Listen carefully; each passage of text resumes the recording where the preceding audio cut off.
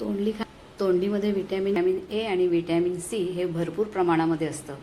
वजन कमी करण्यासाठी, कोलेस्ट्रॉल कमी होण्यासाठी, बॅड कोलेस्ट्रॉल, शुगर कमी होण्यासाठी, त्याचप्रमाणे ॲसिडिटीसुद्धा कमी होते. तोंडलीची भाजी, मोहरी,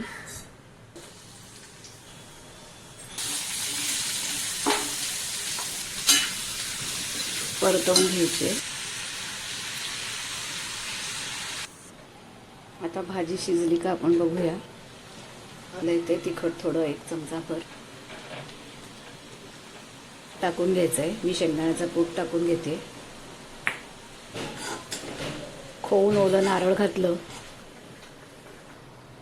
ओलेला होता तो पण मी थोडासा